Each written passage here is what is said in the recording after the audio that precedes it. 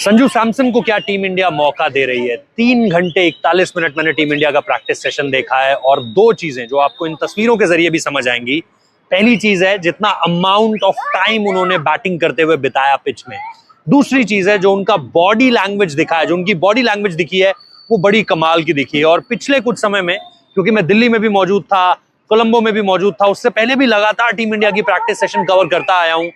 Body language आपको कई बार कई प्लेयर्स के बारे में ऐसे इंडिकेशंस देती है जो शायद कोई और चीज नहीं दे पाती, और उसके बाद आपको किसी पर्सनल मैसेज की जरूरत नहीं होती, आपको किसी ऑफिशियल अनाउंसमेंट की जरूरत नहीं होती, बल्कि आपको ये बात बड़े अच्छे तरीके से समझ में आती है कि ये बंदा आपको मुकाबला खेलता हुआ नजर आएगा।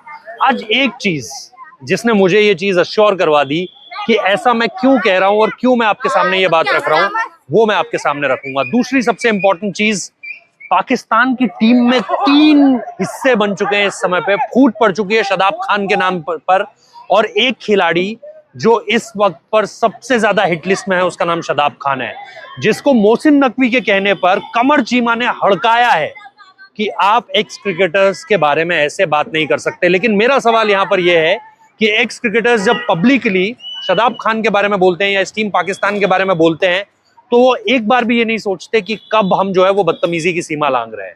लेकिन शादाब खान को ये कहा जाता है कि आपको जिस तरीके से बात करनी है वो इस तरह का रवैया नहीं हो सकता है। 3 खेमे बन चुके हैं, फूट पड़ चुकी है। क्या शादाब खान छोड़ने की सोच रहे हैं इस टीम को, या फिर उनको ये लगता है कि नहीं, मुझे बस कैसे तैसे इस टूर्नामेंट को निकालना है? क्योंकि मैं जब इंडिया ने पाकिस्तान को हराया था उसके अगले दिन उस होटल में गया था।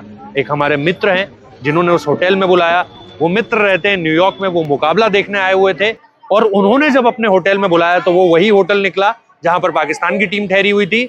उन्होंने पूरे दिन भर की मीटिंग को देखा है। 40 मिनट तक मोहसिन नकवी कैसे, वीडियो देखो 40 मिनट तक कैसे मोहसिन नकवी जो है वो मुंह फुलाकर बैठा रहा है, और उसके बाद कैसे उसने एक मीटिंग ली जिससे सबसे पहले शादाब खान निकल कर जाता है, और वहां से जो बवाल होना शुरू होता है ना, उस पर कोई रोक नहीं लग पाई।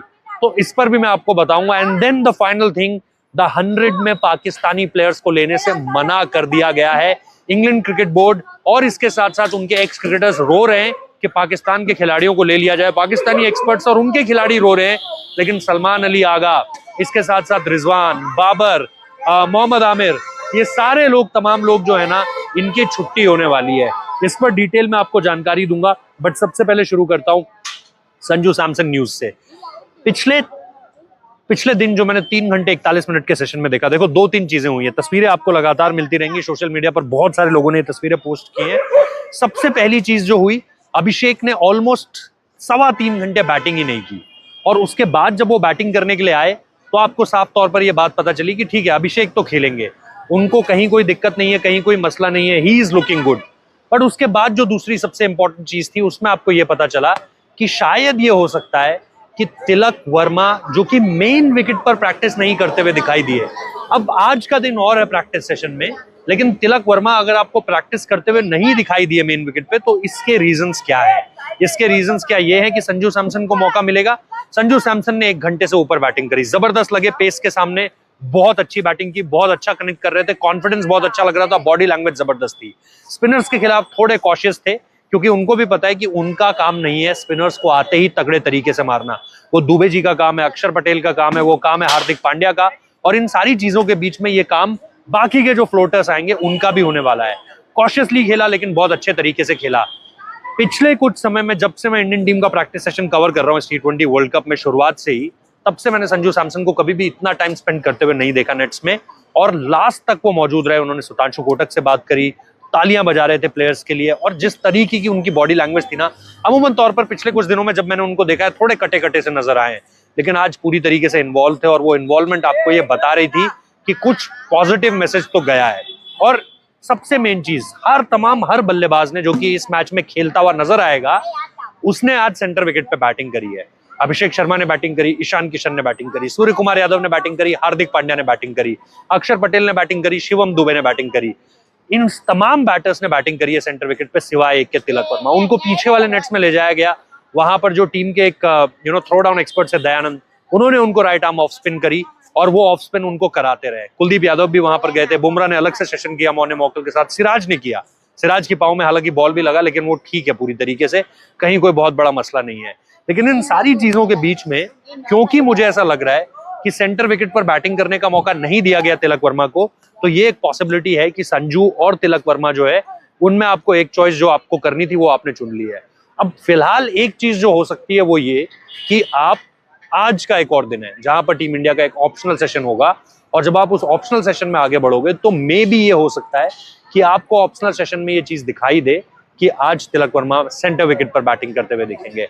अगर आज वो सेंटर विकेट पर बैटिंग करते हैं then I think there will be a possibility कि आप उनको और संजू सैमसन के बीच फिर आप एक फैसला लो कि अब किसको आपको देखना है इस पूरे के पूरे मुकाबले में, या टीम इंडिया सोच क्या रही है। फिर प्रेस कॉन्फ्रेंस भी होगी, उसमें जो जवाब निकलेगा उसके थ्रू भी आपको बताएंगे।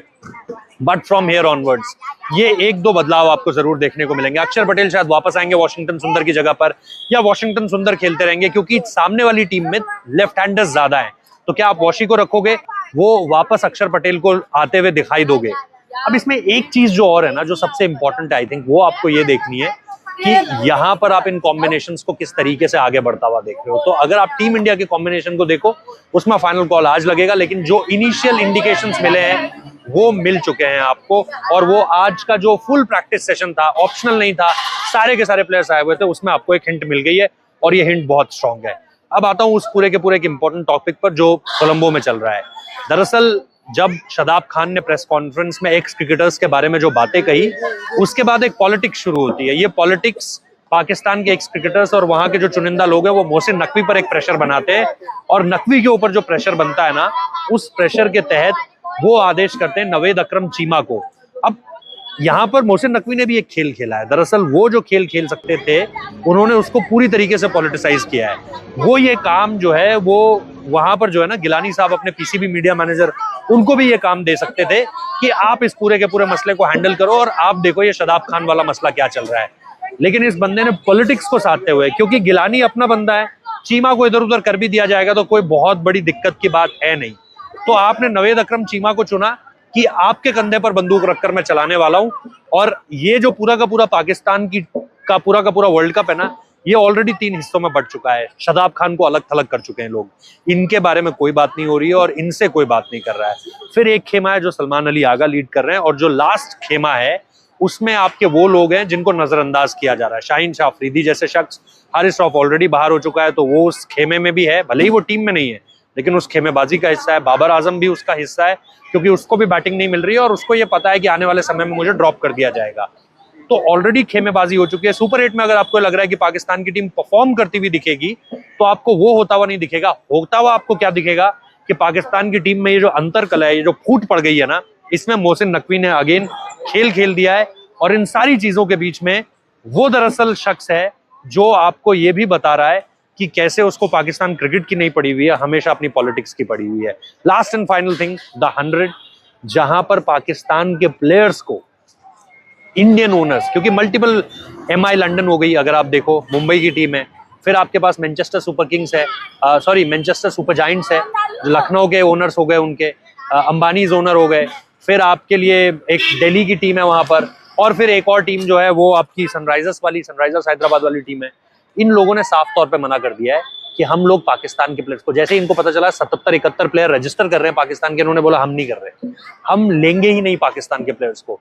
पाकिस्तान के प्लेयर्स की, इनके एक्सपर्ट्स की, उनके जो एजेंट्स हैं, जो दलाल हैं, उनकी रुदाली निकलनी शुरू हो चुकी है। और अब यहाँ से जो आप चीज देखोगे ना, वो ये है कि पाकिस्तान को आप वर्ल्ड क्रिकेट में सिर्फ रोता हुआ देखोगे और कुछ नहीं। और जैसे ही ये रुदाली आपको सुनने को मिलेगी, आपको समझ में आएगा कि गेम किस तरफ चल पड़ा है। हालांकि मैं सुन रहा हूँ कि बहुत सारी ऐसी चीजें इस समय पर हो रही हैं जो कहीं ना कहीं इस पूरे के पूरे इकोसिस्टम को हिलाने का काम करेंगी।